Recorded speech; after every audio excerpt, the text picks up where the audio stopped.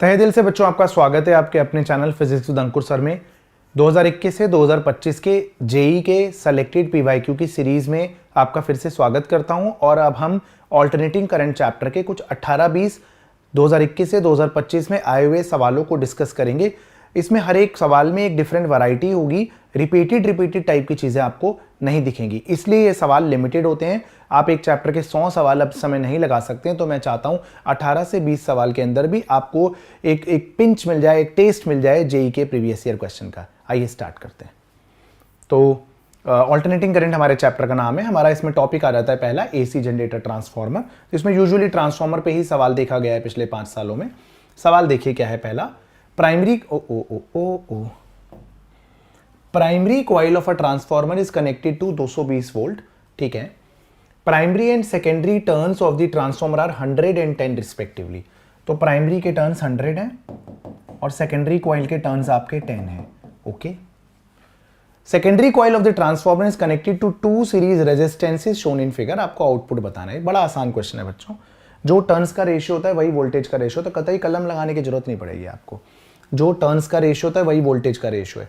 अगर इसमें 10 से कम मतलब 1/10 टर्न्स हैं तो इसके अक्रॉस वोल्टेज 1/10 हो जाएगी, 22 वोल्ट। अब 22 वोल्ट और 22 किलो ओम का रेजिस्टेंस लगाएंगे तो आप करंट निकाल देंगे 22/22 से 0.1 एम्पियर, है ना। उसके बाद इसके अक्रॉस वोल्टेज 15 वोल्ट IR, इसके अक्रॉस वोल्टेज 7 वोल्ट। आंसर रहेगा 7 वोल्ट। ठीक है, आइए मैं बताता हूँ। 22 वोल्ट, अगर आप यहाँ पर करंट निकालना चाहें तो यहाँ करंट आएगा 22/22 किलो ओम। यह आ जाएगा आपका जो भी आएगा 1 milliampere. 1 milliampere current, तो इसके क्रॉस आउटपुट वोल्टेज क्या आएगी? आउटपुट वोल्टेज आएगी 10⁻³ इंटू 7000। आंसर रहेगा 7 वोल्ट बच्चों। ठीक है, ऑप्शन ए आपका करेक्ट आंसर रहेगा प्यारे बच्चों।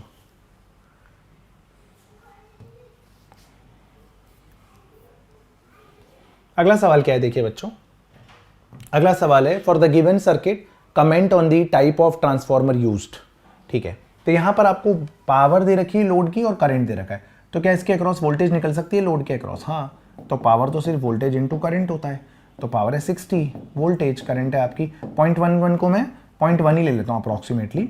तो 60/0.1 आपका सॉल्व करके 600 वोल्ट आएगा। तो इसका मतलब है आपने इनपुट कितना लगाया? 220 लगाया और आउटपुट कितना मिल रहा है? 600। 600 से ज़्यादा, मतलब 600 से थोड़ा कम, तो आउटपुट वोल्टेज इनपुट से ज़्यादा है। सेकेंडरी के क्रॉस वोल्टेज प्राइमरी से ज़्यादा है। ऐसे ट्रांसफॉर्मर को हम स्टेप अप ट्रांसफॉर्मर कहते हैं बच्चों। ठीक है, ये सब हम पढ़ते नहीं, ऑटो ट्रांसफॉर्मर और ऑक्सिलरी ट्रांसफॉर्मर वगैरह। चलिए, ये वाला टॉपिक हम कवर अप कर चुके हैं, आपको मिल जाएगा ये।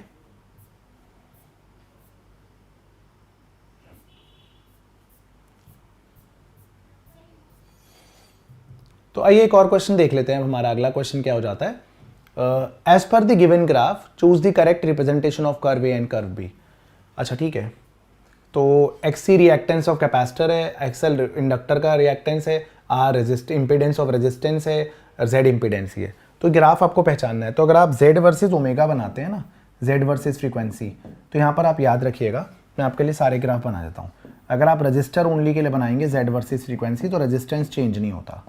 ठीक है, अगर आप XL वर्सेस फ्रीक्वेंसी बनाएंगे तो straight line passing through origin होगा। अगर आप XC वर्सेस फ्रीक्वेंसी बनाएंगे तो हाइपरबोलिक होगा। अगर आप LCR वर्सेस फ्रीक्वेंसी बनाएंगे, LCR का इम्पीडेंस वर्सेस फ्रीक्वेंसी बनाएंगे तो इम्पीडेंस एक फ्रीक्वेंसी पे जाके मिनिमम हो जाता है, जिसे आप रेजोनेटिंग फ्रीक्वेंसी कहते हैं। तो जिसमें straight line passing through origin है वो इंडक्टर है, तो B तो XL है, और जिसमें हाइपरबोलिक है A वो आपका XC है। तो C ऑप्शन आपका करेक्ट आंसर रहेगा प्यारे बच्चों। आसान सवाल, जेई में भी आसान पूछ रहा था। अब आप मत बोलिएगा कि सर आसान क्यों करवा रहे हैं, जाहिर सी बात है कि AC एक आसान चैप्टर है और जेई में जो क्वेश्चन आया है तो वो नीट में तो आ ही सकता है ना। आइए, if LC and R are self inductance, capacitance and resistance respectively, ठीक है, which of the following does not have dimensions of time. तो टाइम क्या होता है? टाइम होता है RC, टाइम होता है L/R और टाइम होता है √LC। इसके अलावा जो है तो वो टाइम नहीं है, does not have dimensions of time. तो ये तो टाइम है, L/R टाइम है, √LC है। L/C जो है वो टाइम का डायमेंशन नहीं होता। बहुत इंपॉर्टेंट क्वेश्चन है, बहुत आसान सवाल। चलिए एक और क्वेश्चन देख लेते हैं हम, एक दो क्वालिटी फैक्टर पे। ठीक है, एक ही सवाल है क्वालिटी फैक्टर पे। चलिए, series combination of resistor of resistance, resistance है आपका 100 ओम, इंडक्टर है आपका 1 हेनरी और कैपेसिटर है आपका 6.25 माइक्रो फैरड। ठीक है, आपसे बोल रहे हैं कनेक्टेड अक्रॉस क्वालिटी फैक्टर, तो क्वालिटी फैक्टर का एक डायरेक्ट फॉर्मूला होता है 1/r अंडर रूट में L/C। ठीक है, तो 1/r इज 1/100, रूट में 1 अपॉन कैपेसिटेंस कितना है 6.25 माइक्रो फैरड, तो 10 की पावर 6 ऊपर आ गया, नीचे आ गया 6.25। हाँ, यहाँ पर निपटा लेंगे, कोई दिक्कत वाली बात नहीं है। नहीं, दिक्कत वाली बात है शायद, नहीं आसान है कैलकुलेशन। 10 की पावर 4 डिवाइडेड बाय 6.25, तो ये 6.25 को अगर आप 100 से डिवाइड कर देंगे तो ये कितना आ जाएगा आपका 4×25 होता है ना, तो 16 आ जाएगा 16। तो 16 का रूट लेंगे तो 4 आ जाएगा, इंटू 100 आ जाएगा, डिवाइडेड बाय 100। तो यहाँ पर आपकी क्वालिटी फैक्टर की वैल्यू बच्चों 4 आ रही है। ठीक है, क्वालिटी फैक्टर वैसे तो यूजुअली रिड्यूस सिलेबस में मेंशन नहीं है, बट फिर भी मैंने एक क्वेश्चन करा दिया। थैंक यू सो मच बच्चों, मेहनत करते रहिए। हम JEE selected PYQs alternating current का हमने कर लिया है, और बचे हुए 12th के चैप्टर्स हमने बुक 2 पहले करा दी है आपको। इसके बाद आप EM वेव्स भी कवर अप कर लेंगे, जिससे क्लास 12th के पूरे जेई सेलेक्टेड PYQs आपके कवर अप हो जाएंगे। Thank you and best wishes. आइए बच्चों, अब हम कुछ क्वेश्चंस कर लेते हैं। AC circuits and power in AC circuits, इसमें आपको सारे वैरायटी के सवाल मिल जाएंगे। आरएमएस वैल्यू पे भी सवाल मिल जाएगा, एलसीआर पे सवाल मिल जाएगा आपको, बल्ब की ब्राइटनेस वाले सवाल मिल जाएंगे आपको। ठीक है, और हर तरह के सवाल मिल जाएंगे आपको। ठीक है, तो देखिए क्वेश्चन करते हैं हम स्टार्ट यहाँ से। ये जेईई मेन के PYQ भी हैं। तो देखिए, एक इंडक्टर है, रिएक्टेंस, एक इंडक्टर का रिएक्टेंस है 100 ओम। ठीक है, कैपेसिटर का रिएक्टेंस है 50 ओम, और एक रजिस्टर का रेजिस्टेंस है आपका 50 ओम। ठीक है, क्वेश्चन में प्रिंटिंग एरर है। Are connected in series with an AC source 10 volt 50 hertz, average power dissipated by the circuit क्या होगा। तो सबसे पहले आप इंपीडेंस ऑफ द सर्किट निकालिए, वो होगा आपका XL माइनस XC का स्क्वायर प्लस R स्क्वायर। ये आपका क्वेश्चन हो जाता है। XL कितना है, इंडक्टर है 100 ओम का, XC भी 50 है, और मुझे लग रहा है R भी आपका 50 ही है। तो यह आ जाएगा आपका इंपीडेंस 50√2। सही है बच्चों। और जो आपको वोल्टेज दे रखी होती है वो हमेशा RMS दे रखी होती है, जब तक कि अगर कुछ मेंशन नहीं किया तो बाय डिफॉल्ट वो RMS होती है। अच्छा, तो IRMS क्या होगा, वोल्टेज की RMS value upon impedance, which is 50√2। तो ये आ गया आपका 1/5√2। अब आपका cos फाई क्या होगा, cos फाई होता है R/Z, R अपॉन Z कितना है, Z है आपका 50√2। तो यहाँ से आपका cos फाई भी आ गया। अब आप जानते हैं कि सीरीज LCR अगर दे रखा है तो एवरेज पावर का फॉर्मूला क्या होता है, ERMS। आपके पास है ERMS की वैल्यू, IRMS की वैल्यू भी है आपके पास, cos फाई की वैल्यू भी है आपके पास। ठीक है बच्चों, तो ERMS कितना है, ये है 10। हाँ ठीक है, IRMS कितना है 1/5√2, और cos फाई भी आपका 1/√2। वॉट आंसर रहेगा बच्चों। उम्मीद है आप समझ गए मैं क्या बोलना चाह रहा हूँ। ठीक है, आइए अगला सवाल देखते हैं। तो देखिए, ये अच्छा सवाल है। आपको साथ में एक डीसी करंट दे दिया गया और एक एसी करंट दे दिया, और बोला गया आरएमएस वैल्यू निकालिए। मैं आपको इसका सुपर से भी ऊपर शॉर्टकट बताने वाला हूं, आपसे सारे क्वेश्चन हो जाएंगे। देखिए यहां पर ना फॉर्मेट क्या होता है, अगर आपको दे रखा है I1 sine omega T plus I2 cos omega T, या जो भी, अगर आपको आरएमएस वैल्यू निकालनी है तो इसका शॉर्टकट होता है अंडर रूट में अगर सिर्फ ये वाला होता तो इसकी आरएमएस वैल्यू क्या होती, I1/√2, तो उसका स्क्वायर ले लीजिए। इसकी आरएमएस वैल्यू क्या होती, I2/√2, तो उसका स्क्वायर ले लीजिए। और अगर इसमें आपने कोई डायरेक्ट करंट भी ऐड कर दिया I3, तो डायरेक्ट करंट की वही आरएमएस वैल्यू होती है, वही एवरेज वैल्यू होती है। डायरेक्ट करंट को एज इट इज उसका स्क्वायर ऐड कर लीजिए। तो ये सुपर तरीका है बच्चों, सुपर तरीका आरएमएस वैल्यू निकालने का। तो यहाँ पर जो आपको एसी वाला पार्ट दे रखा है उसका बाय√2 करना है, तो ये 10/√2 ले लीजिए आप, 10/√2 का स्क्वायर ले लीजिए। और जो ये डायरेक्ट करंट वाला पार्ट है उसका सीधे आप 5√2 का स्क्वायर कर लीजिए। तो ये आ जाएगा आपका 5√2 का स्क्वायर 50 50 100, रूट के अंदर 100, आंसर रहेगा 10 एम्पियर बच्चों। ब्यूटीफुल तरीका और बहुत ही बढ़िया क्वेश्चन। एक और देख लेते हैं आरएमएस वैल्यू का क्वेश्चन, है ना। तो ये देख लीजिए, मैंने आपको बता दिया इसका शॉर्टकट, बहुत ही ब्यूटीफुल तरीके से आप कर सकते हैं। इसमें एक तरीका होता है कि आप पहले साइन कॉस का फॉर्मूला लगा के एक सिंगल साइन फंक्शन बनाएं, इसका सीधे शॉर्टकट लगाइए। अगर एसी वाला पार्ट आ जाए ना, जिसमें साइन कॉस वाला पार्ट, तो जो भी पीक वैल्यू है IA/√2 उसकी आरएमएस वैल्यू होती है, तो उसका स्क्वायर कर दीजिए, प्लस इसकी भी आरएमएस वैल्यू IB/√2 होगी, उसका स्क्वायर कर दीजिए। मुझे लग रहा है रूट के अंदर IA² plus IB²/2, B option आपका करेक्ट आंसर रहेगा। ठीक है बालकों, देखिए आगे अगला सवाल। In a series LCR circuit resistor आपका है 300 ओम का, ज़्यादा आसान हो गया तो कैलकुलेशन आपके हिस्से की छोड़ दूंगा। कैपेसिटेंस आपका 25 नैनो फैरेड है और इंडक्टर आपका 100 मिली हेनरी है। इंडक्टर आपका 100 मिली हेनरी है, ठीक है। Are used for the maximum current in the circuit, का मैक्सिमम करंट के लिए यूज करा गया, यानी इंपिडेंस मिनिमम होगा, ठीक है। The angular frequency of the AC sources, इसका मतलब रेजोनेंस की कंडीशन है। ऐसा तभी होगा जब XL XC बराबर हो maximum current, omega L 1/ωc हो, तो ओमेगा आपका स्क्वायर रूट 1/√ऑफ LC होता है बच्चों, ठीक है। आप निकाल लीजिएगा। इंडक्टेंस कितना है 100 मिली हेनरी यानी 0.1 हेनरी, और कैपेसिटेंस है आपका 25 × 10⁻⁻9, तो ये आ जाएगा आपका 25 का रूट के बाहर लेंगे 5 और ये 10⁻⁻5 आ जाएगा बच्चों रेडियन पर सेकंड। कैलकुलेशन आप कर लीजिएगा जो भी आ रही है, ठीक है, काफी आसान है।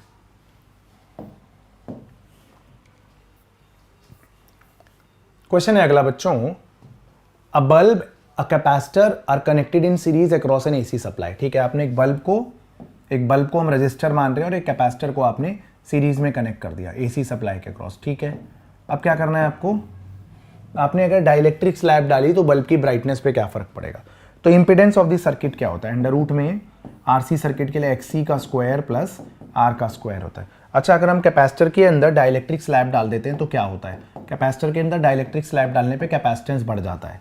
कैपेसिटेंस बढ़ जाता है तो XC होता है 1/ωc, तो XC कम हो जाता है। XC कम हो जाता है तो सर्किट का इंपिडेंस कम हो जाता है। इंपिडेंस कम होता है तो सर्किट में करंट बढ़ जाता है, और अगर सर्किट में करंट बढ़ेगा तो बल्ब की ब्राइटनेस बढ़ेगी बच्चों।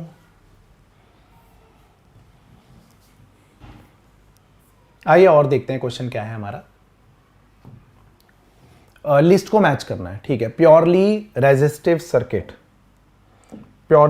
सर्किट में वोल्टेज करंट सेम फेज में, तो A मैचेस विद 2, नहीं प्योरली कैपेसिटिव लिखा है, सॉरी।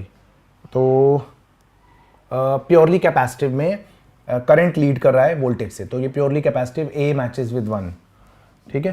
तो A 1 से मैच हो रहा है। चलिए उसके बाद बस एक B को रहने देते हैं, C और D में ही देखना है बस जो है, ठीक है। तो आप ये देख लीजिए LCR सीरीज सर्किट D वाला, तो अगर इंडक्टेंस डोमिनेटेड है तो D का 3 होना चाहिए, ठीक है। Voltage lead the current by I, अगर इंडक्टेंस डोमिनेटेड है तो D मैचेस विद 3 होना चाहिए। तो A1 D3 ये ऑप्शन आ गया बच्चों, B ऑप्शन करेक्ट आ गया आपका, ठीक है। चलिए आसान सवाल था।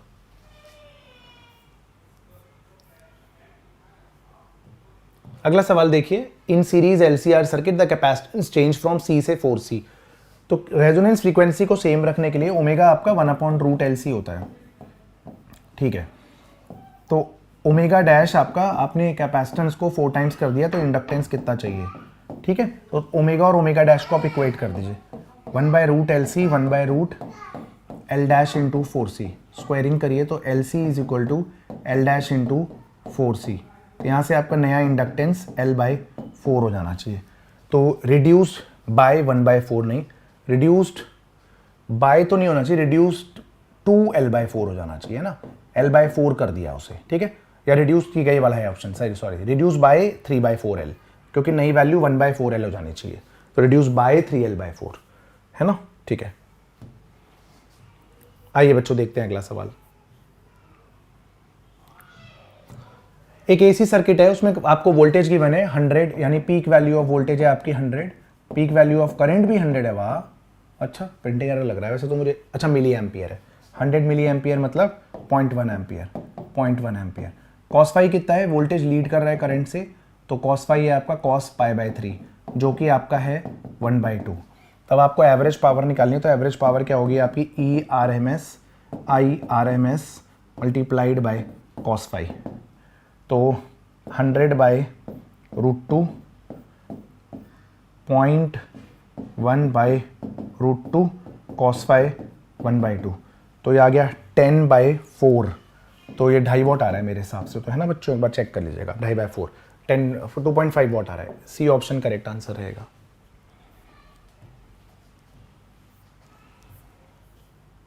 आइए देखते हैं हमारे कितने क्वेश्चन रह गए, 2 3 4 और 5 क्वेश्चन रह गए हमारे इस टाइप के। देख लीजिए इसी के एक बार लपेट लेते हैं पांचों क्वेश्चन हम, ठीक है बालकों, देखिए बढ़िया क्वेश्चन है। In the given circuit RMS value of current बताना है आपको, ठीक है। तो पहले आपको इम्पिडेंस निकालना पड़ेगा सबसे पहले, एक्सएल माइनस एक्सी का स्क्वायर, एक्सएल माइनस एक्सी का स्क्वायर प्लस आर का स्क्वायर, तो इम्पिडेंस आ रहेगा आपका 100√2। तो आई आर एम एस क्या होगा आपका, E R M S divided by Z. E R M S है आपकी 200 है, 200√2 नहीं, 200√2 ही आर एम एस ही गिवन है यहाँ पर, वी आर एम एस 200√2 ही गिवन है, अपॉन जेड हो गया आपका 100√2। तो ये तो सिर्फ 2 एम्पियर आ गया बच्चों, बहुत आसान पार्ट है। तो बी ऑप्शन करेक्ट आंसर रहेगा। देख रहे हैं आप, जेई मेन में भी आसान सवाल आ जाते हैं, ठीक है। और लेकिन हर वैरायटी कवर होती है जेई मेन के अंदर। तो देखिए अब अगला सवाल है, the frequency eight which the current amplitude in a series LCR circuit 1/√2 times हो जाए। तो ये बड़ा इंपॉर्टेंट ग्राफ है, एक बार नीट में भी आया हुआ ये कहानी।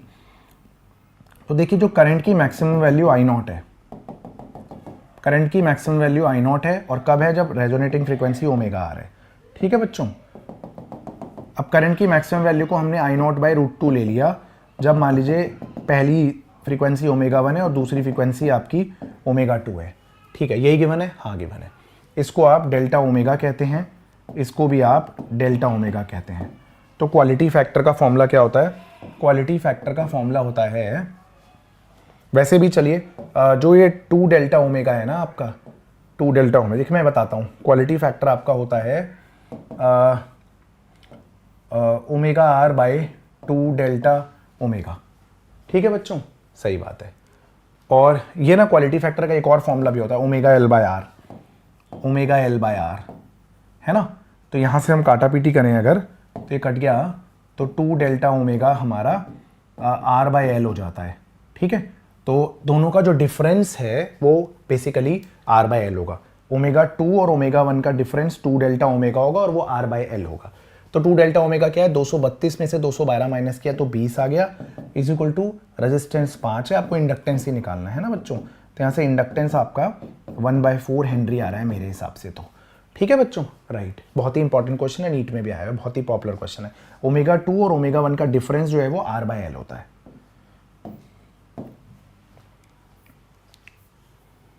आइए क्वेश्चन देखते हैं। क्वेश्चन है अगला, सीरीज एलसीआर सर्किट में एक्सएल आर के बराबर है और पावर फैक्टर P1 है।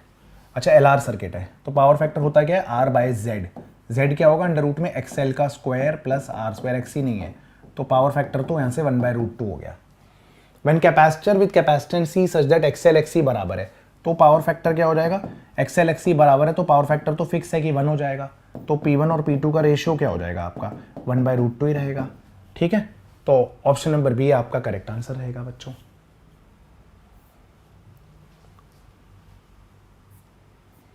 आइए बच्चों एक और सवाल देखते हैं। आपसे बोल रहे हैं कि इफेक्टिव करंट क्या होगा बहुत हाई फ्रीक्वेंसी पे। तो एक्सी क्या होता है आपका, 1/ओमेगा-c होता है। जब आपका ओमेगा इन्फिनिटी अप्रोच करेगा ना, तो एक्सी आपका 0 अप्रोच करेगा, और एक्सएल आपका ओमेगा एल होता है। तो अगर ओमेगा इन्फिनिटी अप्रोच करेगा तो आपका एक्सएल भी इन्फिनिटी अप्रोच करेगा। तो आप सर्किट को आपको रीड्रॉ करना पड़ेगा। तो रेजिस्टेंस 8 ओम बिल्कुल सही है, कैपेसिटर को 0 कर दीजिए, ये 1 हो गया। यहाँ भी कैपेसिटर को आप सिर्फ तार बना दीजिए और इंडक्टर को इनफाइनाइट बना दीजिए, इंडक्टर को आप इनफाइनाइट बना दीजिए, तोड़ दीजिए।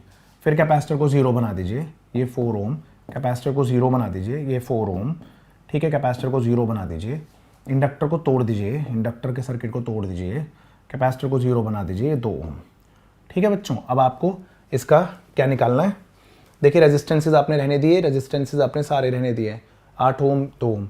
कैपेसिटर को 0 रेजिस्टेंस का वायर बना दिया, इंडक्टर को इनफाइनाइट बना दिया, ठीक ही लग रहा है मुझे। इंडक्टर इनफाइनाइट हो गया, इंडक्टर इनफाइनाइट हो गया, कैपेसिटर 0 0 0, कैपेसिटर सिर्फ तार हो गए। तो देखिए ये तो हट ही गया यहाँ से, ये तो हट ही गया यहाँ से ना, ये 1 ओम है, ये भी हट ही गया यहाँ से, ठीक है। ये 1 ओम और ये आपका 2 ओम है, सही लग रहा है। हाँ, 4 और 4 पैरेलल में 2 ओम हो गए, तो ये 1 ओम, ये आपका 2 ओम और लास्ट में फिर 2 ओम। तो नेट रेजिस्टेंस यहाँ से बच्चों आपका 5 ओम आ रहा है। ये एनसीईआरटी एग्जाम्पलर में भी ऐसा सवाल है और बहुत ही इंपॉर्टेंट सवाल है नीट और जेईई पेपर के पॉइंट ऑफ व्यू से। अच्छा करंट पूछा है, सॉरी रेजिस्टेंस तो हमने निकाल दिया, तो करंट क्या होगा, करंट होगा V/R, 220/5 यानी 44 एम्पियर होगा करंट। करंट पूछा है बच्चों, रेजिस्टेंस नहीं पूछा, मैंने पढ़ा ही नहीं था, मेरे को लगा Z पूछा है वेरी हाई फ्रीक्वेंसी पे, कोई नहीं। आइए बच्चों अगला सवाल देखते हैं। ये सवाल क्या है हमारा, हमें कह रहे हैं 220 वोल्ट 50 हर्ट्ज का लैंप एसी सोर्स है कनेक्टेड टू आपने एक लैंप में कनेक्ट किया 25 वोल्ट 5 वॉट। अब एक रजिस्टर आर लगा रखा है, लैंप को पीक ब्राइटनेस पे रन करना है, तो लैंप को मैक्सिमम करंट मिलना चाहिए, वोल्टेज इनटू करंट। तो 5 वॉट वोल्टेज है, 25 इंटू करंट, यहाँ से करंट की वैल्यू 1/5 एम्पियर आ गई, और इसको मिलनी भी कितनी चाहिए, फिर 25 वोल्ट ही मिलनी चाहिए। तो रजिस्टर को कितना मिलेगा, 195 वोल्ट मिलेगा। ठीक है, रजिस्टर कितना हो जाएगा, करंट तो आपको पता ही लग गया है, तो V = IR रजिस्टर के लिए, है ना। V कितना है 195, करंट कितना है 1/5, रेजिस्टेंस आपको निकालना है। तो 1000 में से 25 कम, 975 ओम आंसर रहेगा। आर ही तो निकालना था। ठीक है, मैंने पढ़ लिया बच्चों, 975 ओम ही निकालना था।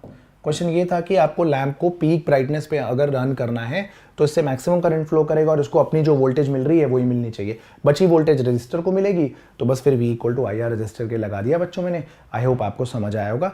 तो AC सर्किट का टॉपिक यहाँ पर हमारा खत्म हो जाता है।